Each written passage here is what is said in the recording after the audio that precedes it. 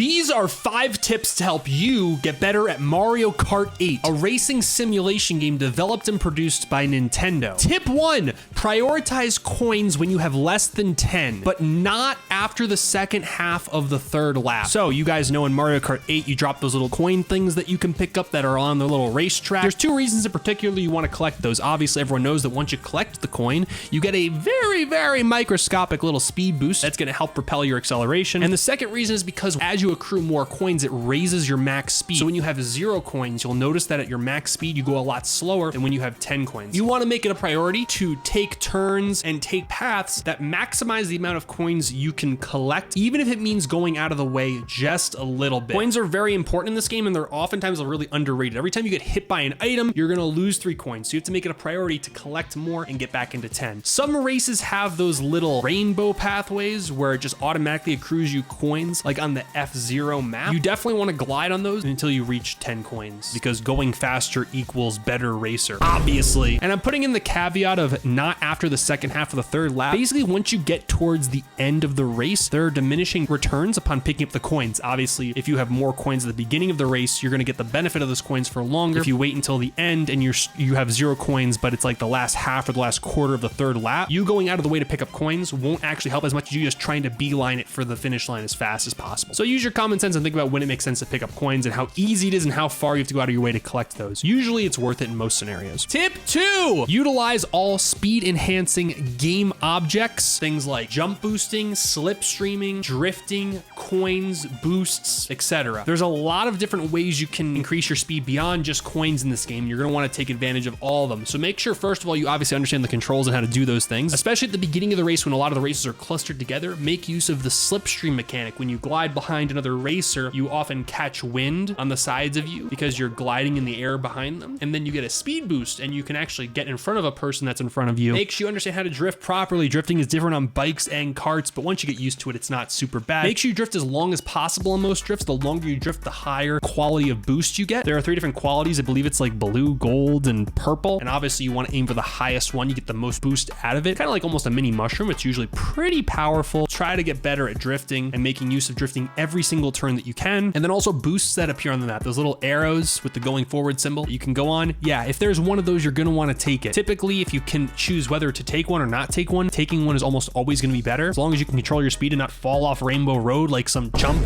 We don't want any of that. That's way worse than just going slower. Tip number 3. Oh, I just hit my hand on the desk. Tip number 3, use your rear view mirror often. A lot of people don't make use of this. So on the controller, there's like an X and a Y button. I think if you push the X button, it looks behind you, which is extremely useful for things like dodging items, seeing if another racer's trying to slipstream behind you, seeing just how many people are behind you. And actually kind of similar to this tip, I'll kind of throw this in there as well. Don't forget that you have a reverse button / brake button. B is your reverse / brake that a lot of people don't use. Sometimes if you're going too fast and you need to slow down before a turn or when you're drifting around a turn, you can actually, while holding the gas, you can push B while holding the A button to slow yourself down around turns where you're going too quickly. This is really useful on maps like Neo Bowser City, Yoshi's Island with really sharp turns that are really hard to make, and sometimes you're nervous you're gonna turn too tight or too loose, and braking is very valuable. Oh, and braking is like so crucial on 200cc.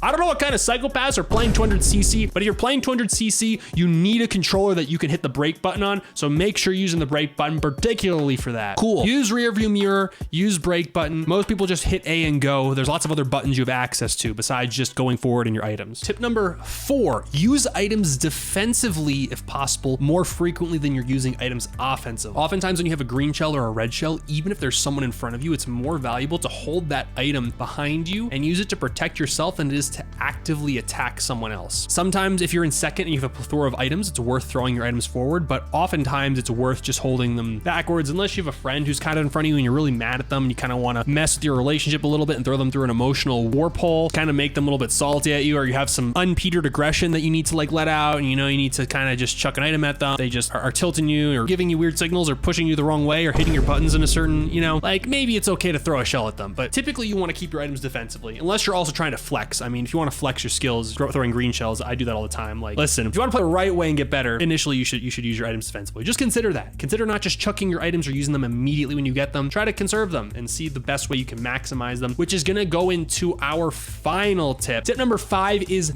maximizing the utility of each item. So what do I mean by that? A very simple example is if you have a mushroom that you just got from a box and you go to use the mushroom, you can just use a mushroom on a long straightaway to cover more ground faster. That's a very basic way to use a mushroom. But you could also use a mushroom to recover your speed back to max if you just got hit by an item. That's a lot more effective. Helping you recover from a 0 speed to max speed instantaneously is going to be much more beneficial than just using a mushroom long on a straightaway when you're already at max speed. Even better than that, using a mushroom to take a shortcut and actually chopping through part of the map. So you're not only going faster, but you're actually skipping a portion of the racetrack and getting a bit of an advantage there. Another idea, using a mushroom to dash out of a blue shell is super hard to do, but super flexy if you can do it. If you're in first place and you somehow have a mushroom, which is already pretty rare, but if you happen to have a mushroom in first place, which is also the reason why it's good to be conservative with your items, someone throws a shell at you, a mushroom can basically act like a horn if you timed it correctly, and you can burst out of that blue shell and just keep zooming forward. There's other ways you can apply your items to maximize their effectiveness. Same with shells too, right? It's a lot riskier to just chuck a green shell way far out ahead of you rather than waiting for someone to get close to you and then having a much more precise aim when you throw it at them and being patient. It's better to try and maximize how you're using your items. Bananas, try to place them strategically. Don't just willy-nilly chuck them or throw them behind you. And this goes for pretty much every single item you use. I actually don't always use stars right away when I get them. Sometimes when I get a star, I hold it and I wait until I'm close to my next item, or I'll hold it until there's like a big shortcut I can take that I could benefit from the speed boost. I don't always just spam my star right away. Or maybe I will wait until I'm around a lot of people where I'm more likely to hit by items. That's it. If you're looking for some cool people to play Mario Kart with, consider joining our Discord. There will be a link in the description below. A lot of us play Mario Kart together, especially every time there's new DLC released. If you like the video and want to see some of our other guide content for a variety of different games, consider subscribing to our channel below and check out this awesome video, which is going to be some other guide on some other game that you probably would also like. Do I know that for sure? Maybe not, but you can confirm that by clicking on it. It's right there. It's staring you in the face. Hey, it's pretty good. Just saying.